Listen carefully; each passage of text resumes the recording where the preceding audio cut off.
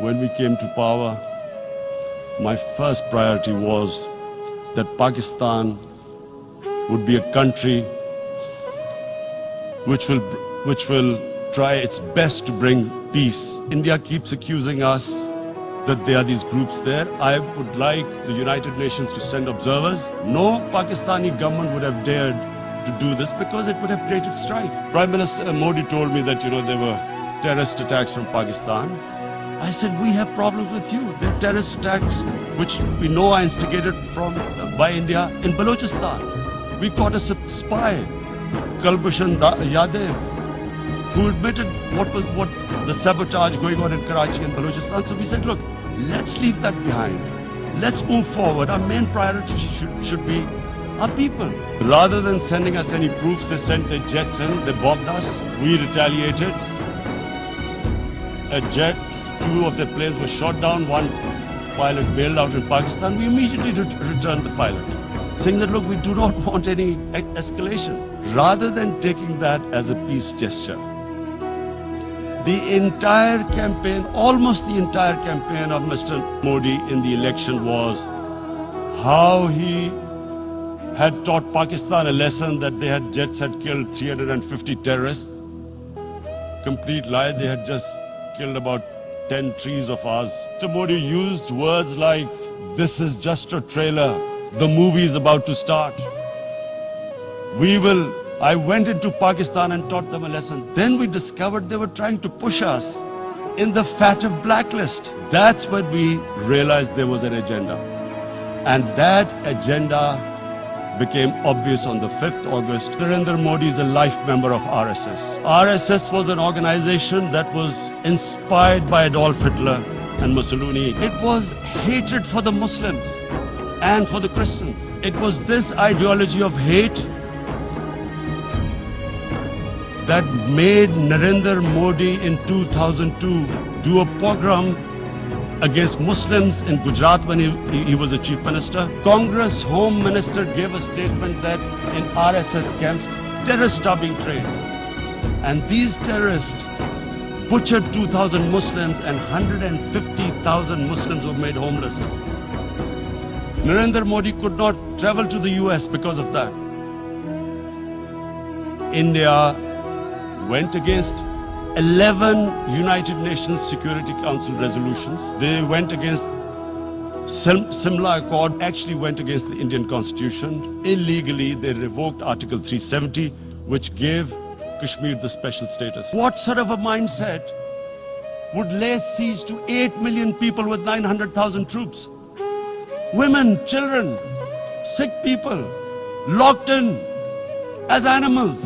Cruel things like what Narendra Modi has done. Does he think that people of Kashmir will quietly accept the status quo? Mr. President, 100,000 Kashmiris have died in the past 30 years because they were denied the right given by the United Nations, the right for self-determination.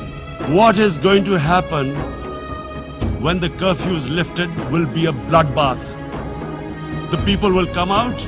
There are 900,000 troops there. They haven't come to, as Narendra Modi says, he's done this for prosperity of Kashmir. This is supposed to be for the development. These 900,000 troops, what are they going to do? They will be out in the streets. And what will the soldiers do? They will shoot them. They've already used pellet guns, blinded young boys. So Kashmiris will be further radicalized. Mr. President, there will be another Pulwama. And guess what? India will blame us. One of their defense ministers said there are 500 terrorists lined up on the border to go in. Why would Pakistan send 500 terrorists when there are 900,000 troops? What impact are they going to make? What will they do? And why would? Don't we know that the moment there is some terrorist attack, all that will happen is there will be further cruelty and oppression of the people of Kashmir. This is one of the most critical times. There will be a reaction to this. Pakistan will be blamed. 2 nuclear-armed countries will come face to face like we came in February. before we head in that direction, the United Nations has a responsibility. This is why the United Nations came into being in 1945. You were supposed to stop this happening. What is the world community going to do? Is it going to appease a market of 1.2 billion, or is it going to stand up for justice and humanity? If a conventional war starts, and anything could happen. And my belief is, La ilaha illallah, there is no God but one. And we will fight. And when a nuclear armed country fights to the end, it will have consequences far beyond the borders. It's not a threat. It's a fair worry that where are we headed? And I've come here to tell the UN, you've got to, this is a test for the United Nations. You are the one who guaranteed the people of Kashmir the right of self-determination.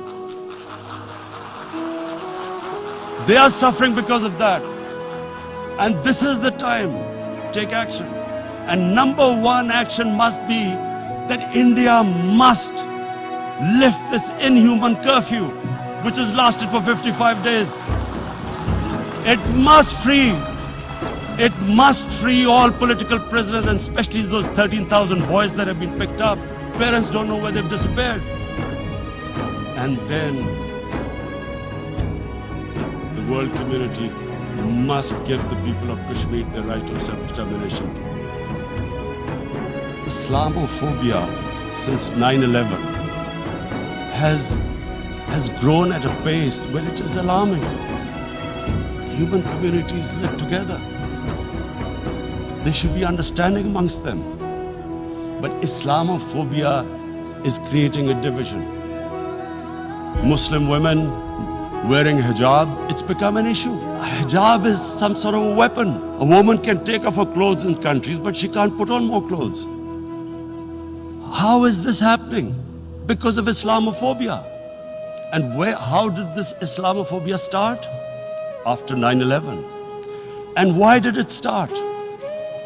Because certain Western leaders equated terrorism with Islam. There is only one Islam, and that is the Islam we follow of Prophet Muhammad sallallahu alaihi wasallam. Radical Islam, Islamic terrorism, what message did they send to people in the West, and why is there Islamophobia? Terrorism has nothing to do with any religion. This Islamic terrorism, Islamic radicalism, and sadly used by leaders, this has been the main reason for this Islamophobia. And it has caused pain amongst Muslims, European countries. It is marginalizing Muslim communities. And we all know that marginalization leads to radicalization.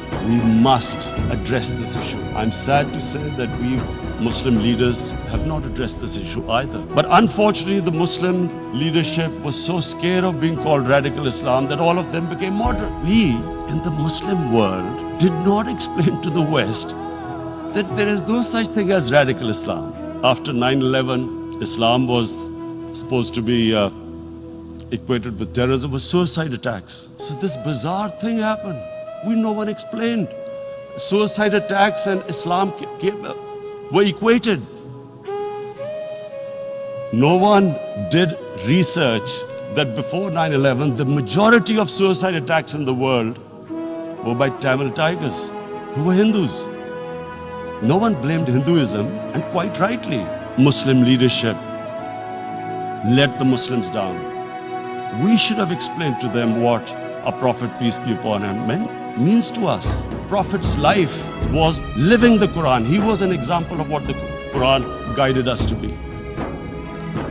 So he is the ideal we all try to get to. The Prophet created the state of Medina. First time a welfare state was set up. The state took responsibility of the weak, widows, orphans, poor people, handicapped. It taxed the rich, spent the money on the poor.